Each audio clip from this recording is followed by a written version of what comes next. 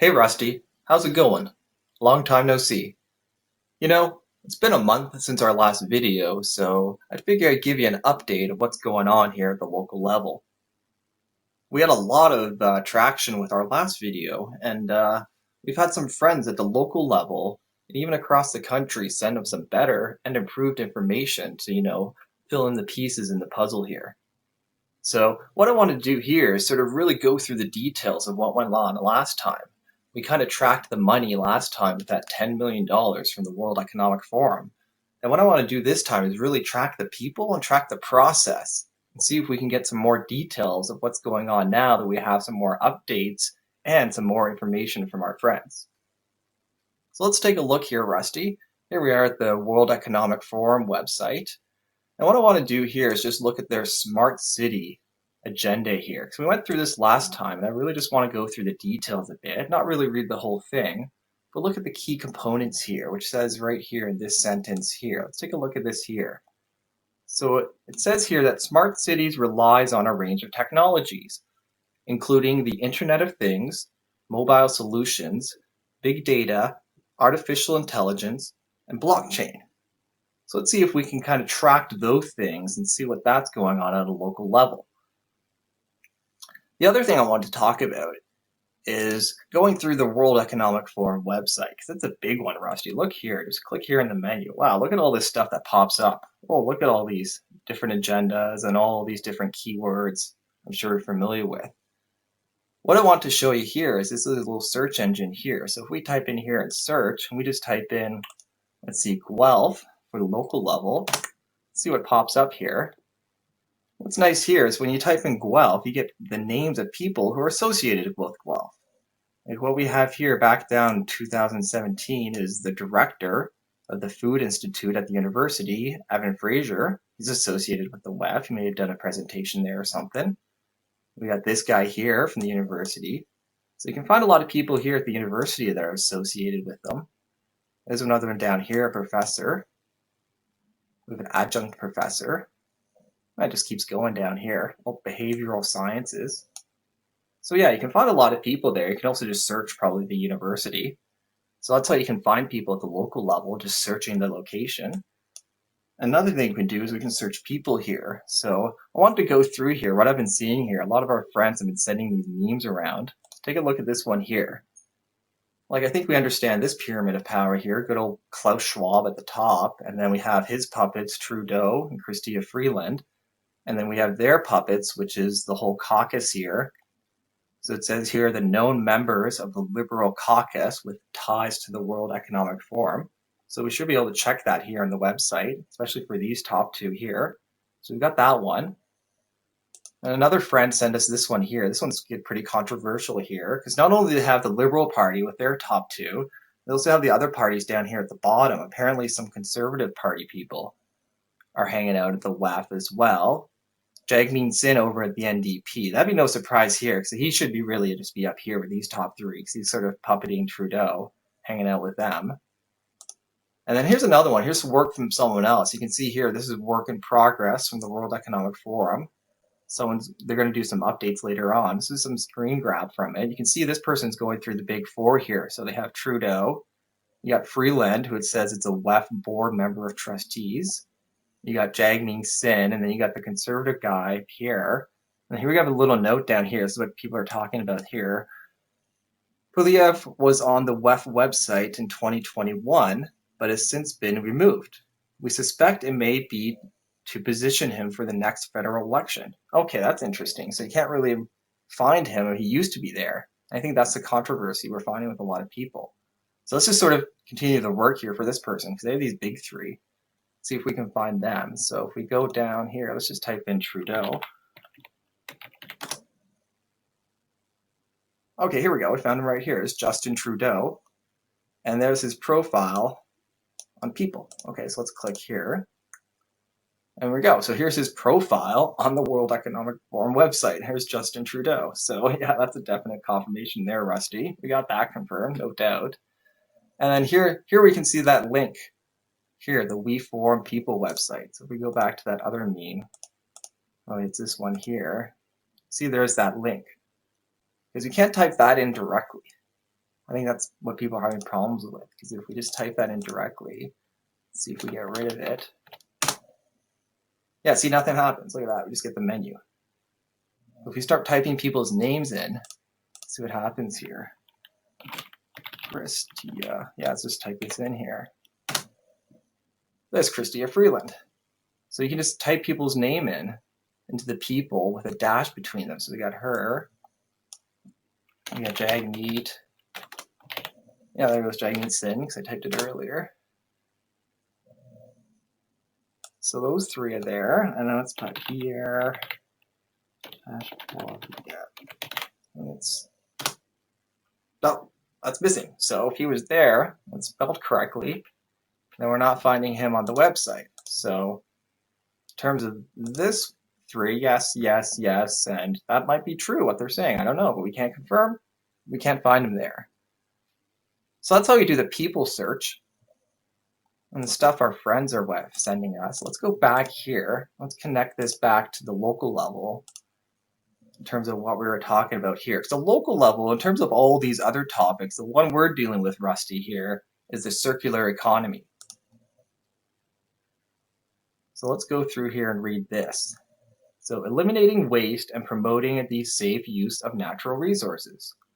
The World Economic Forum is committed to helping businesses, governments, and people recognize the shortcomings of the current take, make, dispose approach to production and consumption. We aim to bring public and private sector leaders together to make commitments to a circular economy approach, which treats waste as a design flaw and is capable of creating significant economic benefits. Okay, so let's see what kind of economic benefits we're going to get out of this circular economy approach here, Rusty. And if we go down here, we can find a bit more information here on the website. This is useful here because they have this big map. This tells us a lot of information. So let's click here.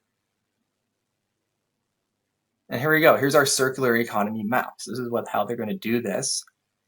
So we have circular design, economic growth, all the main things in the middle here, circular finance. And then what do we have on the outside here? Okay, we have a bunch of categories. So this will go from the top here. With ocean, okay, that's very general. Arts and culture. Oh, what do you have here? Social justice. Oh, we've heard that one before. Let's see, climate change. Inequality. Oh, there's one. Fourth industrial revolution. There's artificial intelligence. And the Internet of Things. So remember from earlier, that was smart cities. It needs two of those four. And let's see, we probably need what? It said it needed digital currency as well. Oh, there's the net zero transition. Innovation.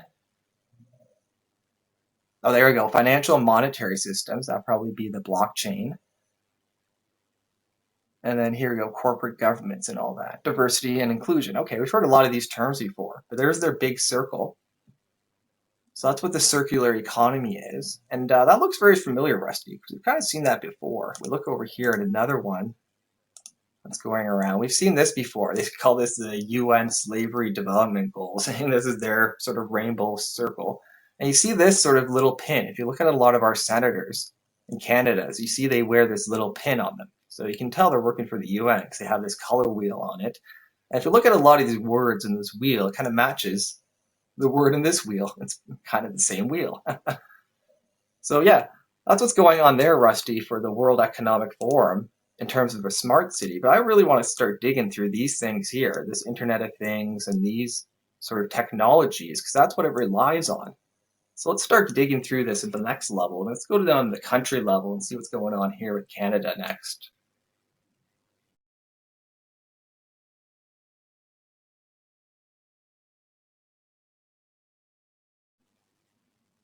All right, Rusty. So what we got here next is we're at the national level here at the Government of Canada website here. We're at infrastructure.gc.ca.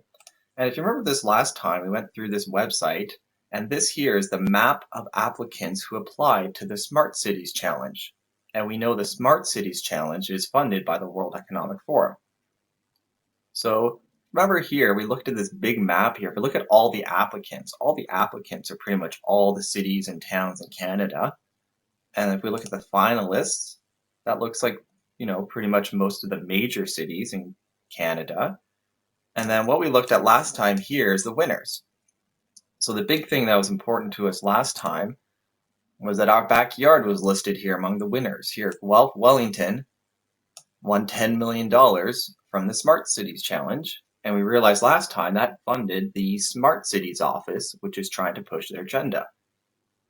So I want to add in 2 more pieces here because we've got some new pieces of information in terms of this level here, especially what's going over here in Nova Scotia in terms of this town, Bridgewater, Nova Scotia. Because look at their town, that's pretty small, only 8,000 people. Like that's a small town, and they have to deal with $5 million from the Smart City office to deal with energy poverty. So what I find interesting here, Rusty, if you look back the last couple of weeks, look at what happened here with Justin Trudeau. Look what he was up to. The last couple of weeks, here he is visiting Guelph, which is a smart city, and here he is visiting Bridgewater, Nova Scotia, which is also a smart city.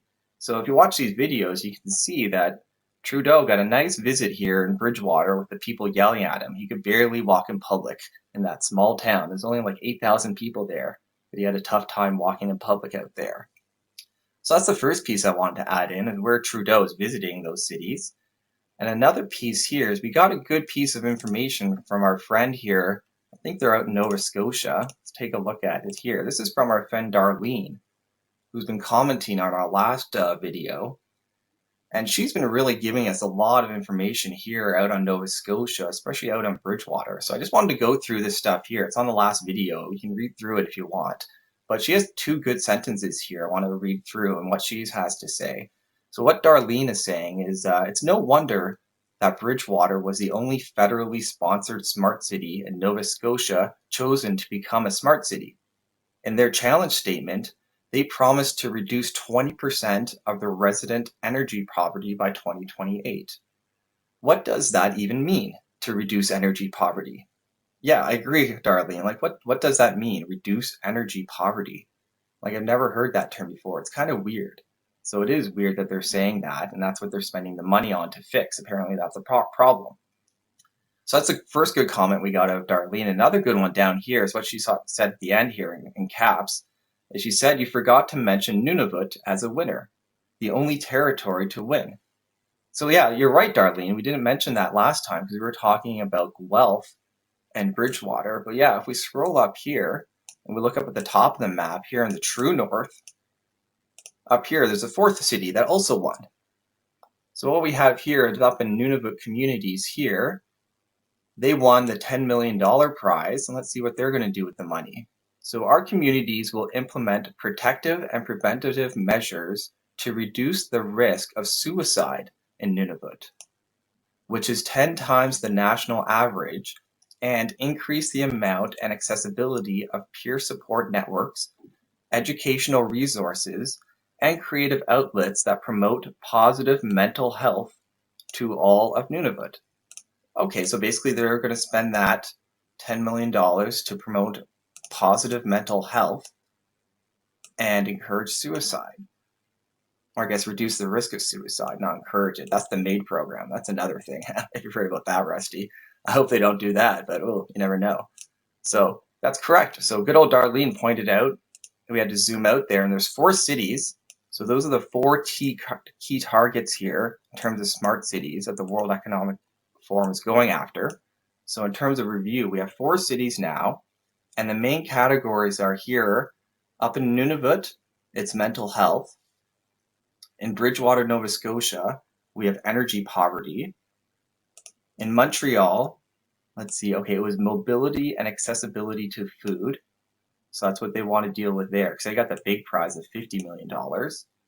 And then here locally in our backyard, this is what I want to keep going down here, is the $10 million given to Guelph, where waste becomes a resource.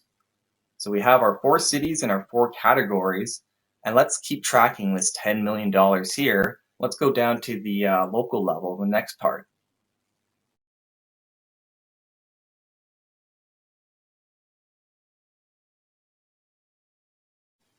So Rusty, here we are now at the local level here in Guelph, and let's take a look at what's going on here with the people.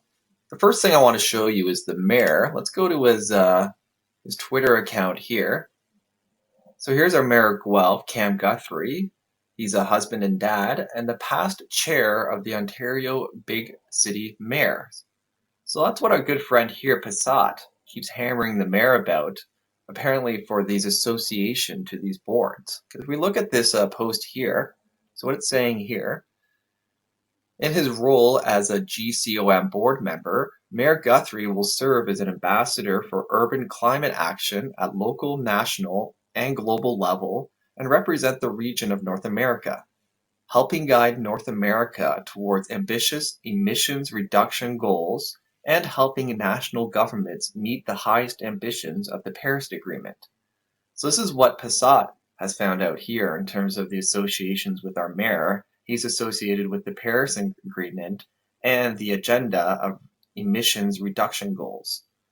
And we can see here our friend Passat isn't the only one working on this. We have other people at the local level here who have also been questioning the mayor about this kind of stuff. You can see here, here's one of the comments. It's quite something how unprofessional Cam is. So that's what we got here from our friends on Twitter. And another person I want to follow here at the local level is not just the mayor, but also if we go to the Smart City office here. So I found this article here. This is from March 7th, almost a month ago. And what we have here is 5 questions with David Messe of the city of Guelph. So this nice little article here is talking about the executive director of our Smart City office. So that's where we have the World Economic Forum spending their money through this office here. And this is the guy here, Dave, who is spending the money. So let's read through what he has to say here to describing his role and his work. So what Dave does is Dave leads 2 initiatives aimed at advancing circularity and sustainability across our region. Our Food Future, which is aimed at creating a regional circular food economy, and COIL, Circular Opportunity Innovation Launchpad, aimed at advancing circular economy innovations across the food, environment, and construction, renovation, and demolition sectors.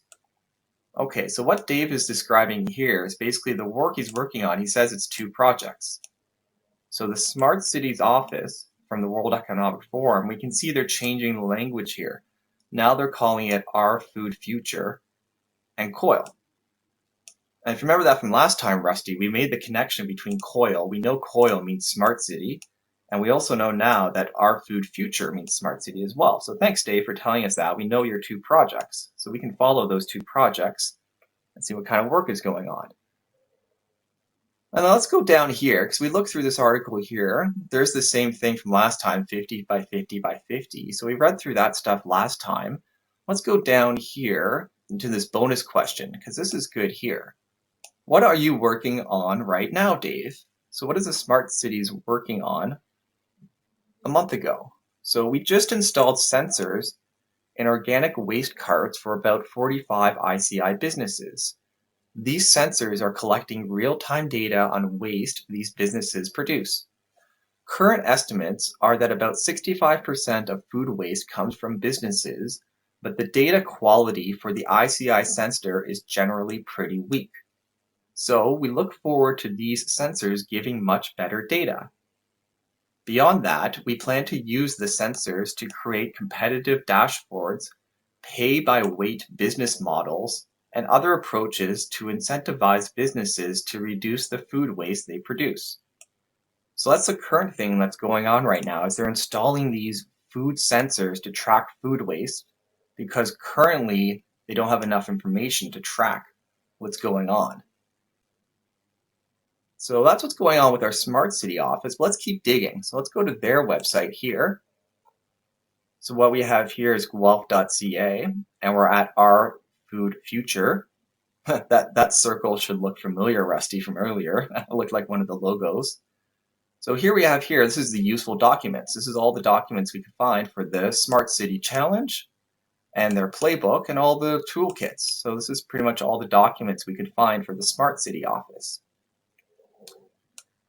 Now, what I find interesting is a good friend Dave here, he can't do this alone. So what I've noticed over here, this is something else that's interesting, Rusty, is here we have a comment here from Rodrigo Galler, who is one of our city councilors here in our backyard.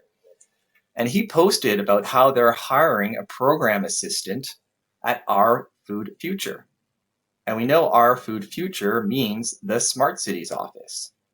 So the Smart Cities office is hiring someone to work through all these projects and help Dave complete his goals. And we can tell why they needed assistant, because look at their website here. Let's take a look here and just click stuff randomly, especially like this one here. I want to get this information. Governing a digital circular economy. So if we click there, let's see what happens. Page not found. Same thing happens with a lot of these things here. Let's click this one here. Page not found. Same thing. So all of the ones in this area here are broken links. So I guess that's why Dave is hiring someone, because they need to fix their website here. So a lot of these links are broken. This whole category, there's nothing available here, and then sporadically down here and up here, there's broken links everywhere. So what do I want to do next, Rusty? Let's find the useful information. Instead of looking at the broken information, let's do what good old Darlene did out in Nova Scotia. And let's look at the Smart City application next and see what we can find there.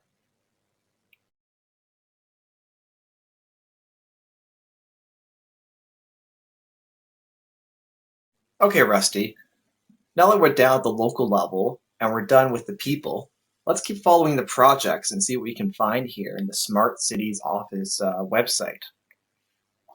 So the first thing I want to do here is look at the Smart Cities Challenge application, just like our friend Darlene did out in Nova Scotia. So let's click this here. So here's their old application for the Smart Cities Challenge. And you can see they applied for, Guelph, Wellington are applying for the $10 million prize category, which of course they ended up winning. So let's scroll down here and let's find here. I want to look at two of the projects here. We looked at one of them last time, and that was the circular carbon credits. So let's read through what it says here about this project. Okay, so for the past 7 years, the city of Guelph has been selling greenhouse gas offsets produced by its Eastville landfill site and organics waste processing facility on the voluntary market to BMO. To help other local businesses buy and sell their own carbon offsets, Guelph is exploring the potential of developing a secure, open, and accessible digital marketplace powered by blockchain technology. Okay, there's that blockchain technology they were talking about earlier. All right, having access to this system will encourage more companies to reduce their carbon footprint by buying offsets generated from food waste. Meanwhile, companies that generate carbon offsets can find local buyers for those credits, keeping the monetary and social value circulating in the Guelph-Wellington community. This project will both reduce food waste and create new revenue streams out of wasted resources. In addition, it will create new circular businesses in the community. Okay, so what it's talking about is these carbon offsets. It keeps talking about that. You're going to be able to buy and sell them on a marketplace through blockchain technology, and somehow that's going to create new revenue streams out of wasted resources, which they mean by food waste. Okay, so that's the project. Let's see what's the feasibility here. Okay, this project builds on existing initiative and experience in carbon offset credits. Okay, and then the impact and scalability. The model and result of applying fintech and increasing the value and benefits of carbon offset credits can be shared with other communities, as can the technology. Okay, so I guess they're talking about the scalability part of it there. You can get it across other cities. Okay, so that's the first project I want to talk about there, Rusty. We sort of left off with that last time, sort of discovering that blockchain technology, carbon credit currency they're trying to do here in Project 3C. And then I also want to talk about here, let's look at project 3D, which is value mapping. So I want to talk about this one here. It's connected to it. So this project will identify and map the food cycle for selected undervalued food items that have the potential for greater usage and a current high degree of waste. The City of Guelph currently employs residential waste collection carts equipped with RFID technology capable of providing key insights into community waste dynamics and opportunities related to food waste reduction, distribution, and accessibility. Approximately 48 million data points are generated annually, offering a wealth of information that can be analyzed to develop metrics and identify key intervention points to help drive circular food economy. Okay, so what we get here is, this is a key piece of information here, Rusty. The City of Guelph currently employs residential waste collection carts equipped with RFID technology. That might have been what Dave was talking about in terms of sensors. Let's keep going here. So feasibility. This project leverages existing technology and data and draws on the expertise of the Provision Coalition. Okay, impact sustainability. Learnings can be shared with other communities and the project can serve as other models. So that's the same as above. Okay, and let's talk about the data here. So here we have sensors and blockchain technology for verification and traceability. Oh, there's those sensors.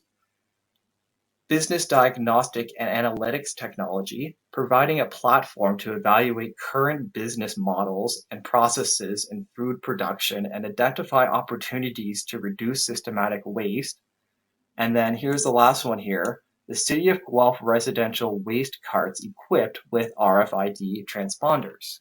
So I guess that's the main thing we get out of these definitions is we see the waste carts here in Guelph have these RFID transponders attached to them. Okay, so let's keep going with the next one, Rusty, and find some more information here.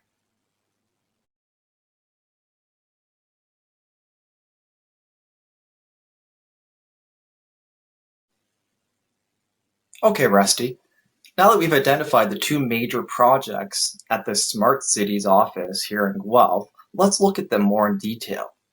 So here we are here at this website here. This is called foodfuture.ca. And if you look at the logo here, you can see this is Our Food Future by Guelph Wellington.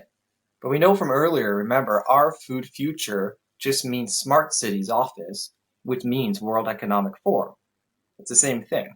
And you can see here, there's that circular logo with all those colors on it from earlier. So let's take a look at one of their projects here. They call this one project number 8, and it's called Circular Carbon Credits. So let's read through this, Rusty, and let's figure out what they're talking about here. So the project overview. The City of Guelph already produces carbon offset credits by capturing methane from its former EFU landfill. It sells these credits on the voluntary market to companies wishing to shrink their net carbon footprint. Now, we like to apply the same concept on a local level. Instead of translating the methane we capture into carbon credits, we're exploring the possibility of using it to underpin a digital social currency that could be traded locally to help drive our tech-enabled circular food economy. Through this carbon-backed digital social currency, so this is what they're talking about here, Rusty, we would increase awareness of food loss and waste and reward sustainable choices. For example, a company might choose to reward excellent employee performance with social currency credits via an app. The employee can then use their credits at a local restaurant that has taken steps to reduce their food waste. The restaurant can use those credits to buy produce from a distributor that is applying circular practices, and so on. Using distributed ledger technology or facsimile, we'll be able to quantify the environmental impact of those choices. Okay, so they're describing how this currency will basically be able to use between businesses. Let's skip down here. Okay, our vision is to develop a protocol that will allow companies to earn carbon offset credits for the food loss and waste they've avoided. The companies can then sell those credits and use the proceeds to fund further waste reduction initiatives within the processing sector. To our knowledge, no other jurisdiction has attempted this. This is an opportunity for Canada to chart new territory and demonstrate global leadership. Okay, so I'm wondering how they can do that. Like, how do you track waste that you've avoided? Like, how do you waste food that you avoided? You just eat it? I don't know if that makes any sense to me, Rusty. Okay, let's keep going down here. Let's see here. Okay, so they're going to pilot the carbon credit aggregation. So what are they doing here? So they're testing the aggregation of carbon credits for sale on the carbon credit market.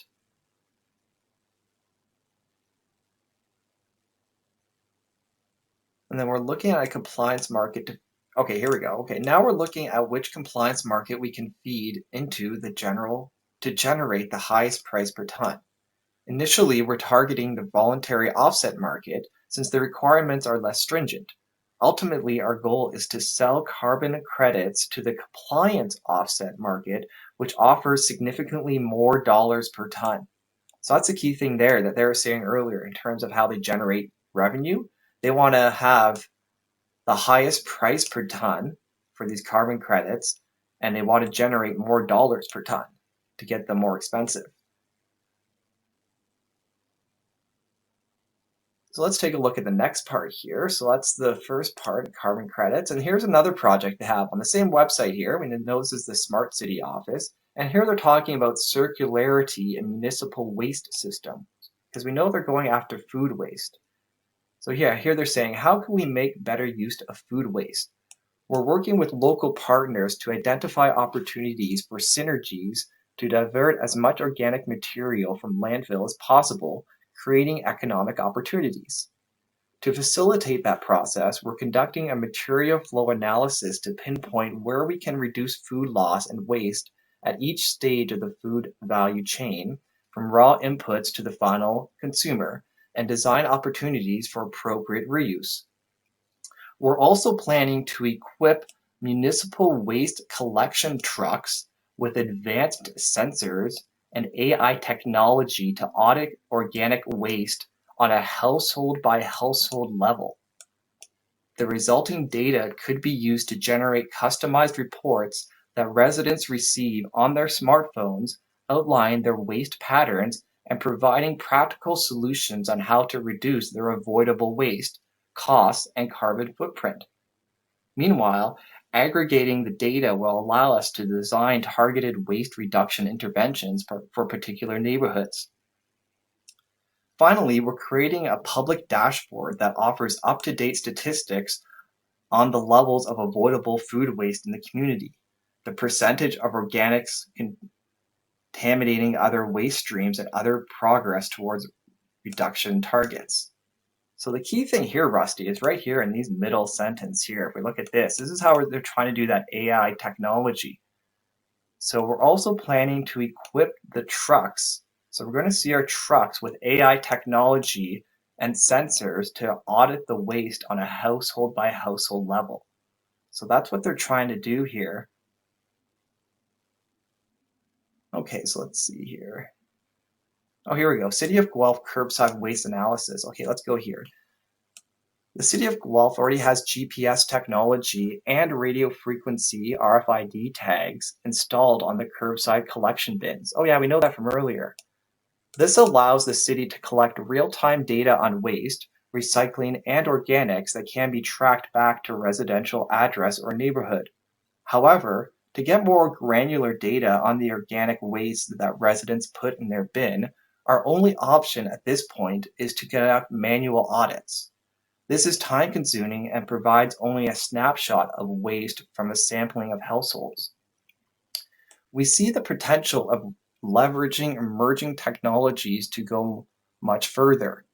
By equipping our waste collection trucks with sensors and machine learning capabilities, for example, we could gather detailed geospatial information on how much residential food waste is discarded, what it consists of, and how much is avoidable. To our knowledge, no such track-based system currently exists. However, optical detection and sorting technology within municipal waste plants has reached high levels of sophistication, while machine learning continues to improve in leaps and bounds. Through the CFE iHub, we therefore put out a challenge to researchers and entrepreneurs to develop a system to incorporate into our organic waste collection trucks. Okay, so what they're trying to do is put this AI technology and machine learning on the trucks, and that connects to the RFID tag on your collection bin. But the thing is, the technology doesn't exist yet. It says right here, to our knowledge, no such truck-based system exists. They don't have it on trucks yet. That's what's holding them back. They got the RFID tags out there, but they don't have the trucks out there. So that's interesting, Rusty. Okay, well, let's keep going back here to the Smart City Office website here. Let's keep going through their documents in the next part.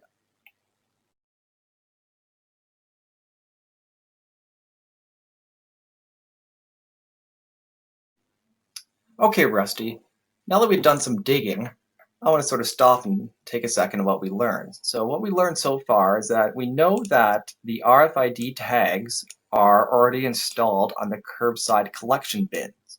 And they're going to use those RFID tags to connect them to sensors on the garbage trucks.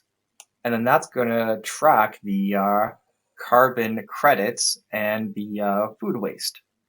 So the key thing here is, to our knowledge, no such truck-based system currently exists. So right now, the Smart Cities office is having a tough time trying to figure out how to get those sensors on a truck that can drive around town and do this in real time. So that's what's holding them back right now. So let's take a little bit, dig deeper here into this truck system, talk about the garbage trucks. So let's go back here and let's take a look here at the Smart Cities Office website. And let's look at this document here. It's called Background Material, Leveraging Municipal Assets in a Circular Economy. Okay, so here it is, our food future.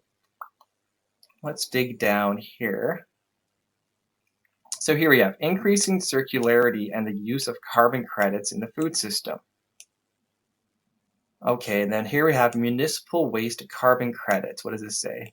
Develop and pilot social currency platform using blockchain technology to leverage carbon credits and increase impact per ton CO2 offset by promoting sustainable behavior. So there's that blockchain technology there. And let's look at else. Okay, that's a weird font. Why is that a different font? That's funny. Let's see. Okay, this is in a different font too. What does this say? Okay, complete a proposal for the policy changes necessary to reflect prevention as a carbon offset eligible initiative. Because that's the key thing, is they're talking about carbon offset. Like, that's how you get your carbon credits, is by doing carbon offset. So they need to have policy matching that as a preventative measure, so that way it counts, I guess. So they need policy changes, and they need to use this blockchain technology to leverage it. Okay, we got that so far. Let's keep digging down here. Oh, here we go, Internet of Things. Oh, here's that sensor technology. Okay, this is a lot of stuff. Okay, let's read through this. What do we got here? Okay, so for the city of Guelph, currently provides state-of-the-art automated 3-stream waste collection service to the community, including multi-residential properties. Guelph's investment in technology and public in-house operation creates unprecedented access to waste data, advanced technology, and infrastructure that can be leveraged and extrapolated. Guelph's integrated system uses RFID and GPS technology to gather real-time geospatial collection data and generates data for waste, recycling, and organics resource streams that is assignable to a residential address or area. Okay, we know that from earlier. They still have those RFID tags and they have the GPS technology. Okay, that's already set up. Okay, what's next? Guelph is currently working with a startup proprietor who is piloting the application of AI technology to add a second-order level of automation to the waste collection process, whereby the truck can recognize the target cart, mimic the actions of the operator, and pick up the cart autonomously, thereby allowing the operator to focus on other key aspects of the collection operation, such as traffic and safety. Okay, so it looks like they have a startup that's trying to figure out the AI sensor technology. Okay, this level of sophistication, combined with known available measurement and sensor technologies, leads the Smart Cities partnership to believe that the right conditions exist in Guelph, Wellington to support development of sensor technologies to address one of the key barriers. That's what we were talking about, the barrier to entry they're facing, to enhancing data capacity in support of evidence-based decision-making and the development of a circular economy-ready measurement. So yeah, they're talking about the same thing we're talking about here, Rusty, is they can't figure out that technology. They got some startup trying to figure it out for them, but they haven't got it figured out yet. Okay, so ready measurement of waste and waste composition is one of the key challenges impeding the development of a food-centric circular economy. Currently, only aggregate measurements are practical, and current practices are labor and resource intensive and only provide a snapshot of conditions at a given time, making trends difficult to ascertain. Research conducted by the University of Guelph in 2018 and in collaboration with the City of Guelph revealed that approximately 45% of the organic waste stream is comprised of avoidable food waste, or in Guelph's case, around 45,000 tons per year if extrapolated. This data, however, was derived after an intensive week of physical labor, sampling, and auditing of roughly 2,000 organic carts, or 4% of the deployed organic carts in the city. This work was followed by further analysis and timeline.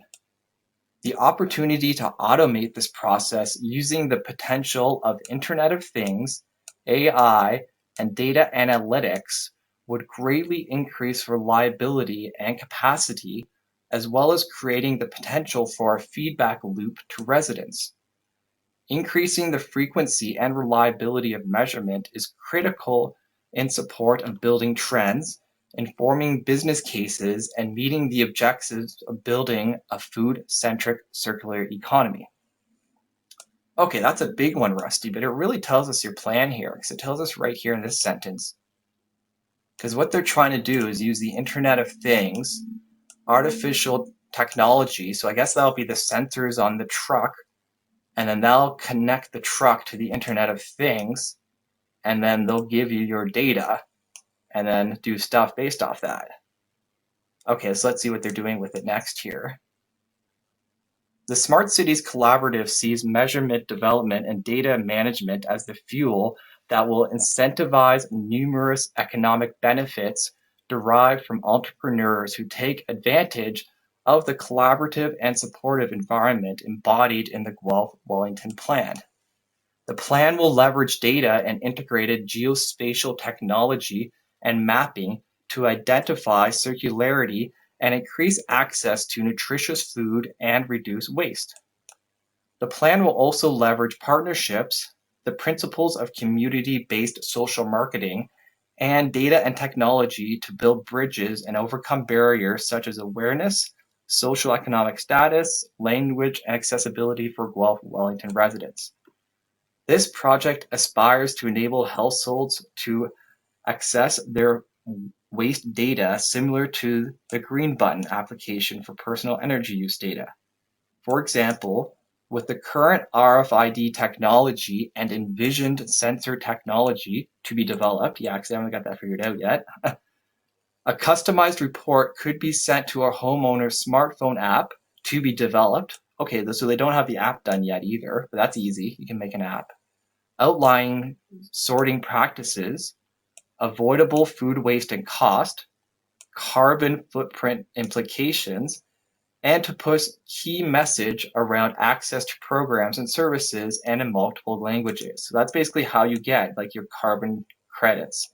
through that. So you get it through the app from the sensors on the truck. So they don't have the sensors developed and they don't have the app developed. But we know the sensor technology is being developed by some proprietors trying to figure out the AI side of it. So they're working on it, but they haven't got it figured out yet, Rusty. So we've got that for the sensor technology. That's what Dave at the Smart Cities office was so proud of, is they're actually trying to get working on that, but they haven't got it done yet. And let's keep going down here to the bottom. Okay, here we go. Here we go. Carbon credits in the food system. Okay, what does it say here?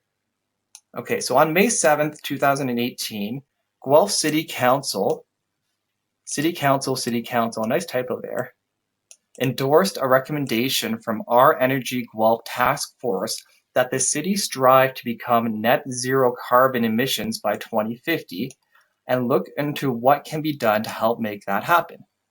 Guelph's contract to supply carbon credits was fulfilled in 2018, and now Guelph is at an important intersection. Use the carbon credits to offset city's carbon footprint, or seek to leverage carbon credits to increase the overall impact in the community per ton CO2. In order to support council in their decision-making, the Smart Cities Collaborative is looking to pilot the concept of a carbon credit-backed social currency. Leveraging carbon credits, it is envisioned that a platform can be created whereby carbon-backed social currency through blockchain technology or equivalent can be traded at the local level to increase awareness and incentivize local and sustainable consumer food choices and increase the overall impact per ton.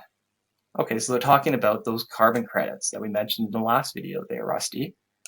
Okay, in addition, through the Smart City Collaborative and Partnership, an exploratory meeting was held with Smart Cities Partners Provision Coalition and technical experts.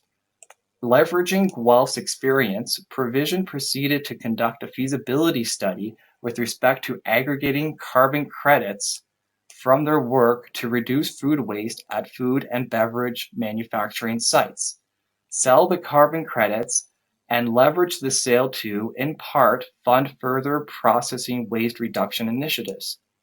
In addition, the feasibility study identified the opportunity through advocacy to have policy change to reflect prevention as a carbon offset eligible initiative. Embedded in the Smart Cities application are the funds to promote aggregation and utilization of carbon credits and to assess the policy framework and advocate for prevention as an eligible carbon credit offset. Yeah, that's what they're talking about earlier, Rusty. Remember, they're trying to get the policy framework changed? So they need to advocate for prevention as a way to earn carbon credits. And then once you get your carbon credits from prevention, then you can spend them just like this company is trying to do here. And then that sale will fund other projects. So that's interesting, Rusty. That's a pretty deep dive there. But let's keep going and see what else we can find.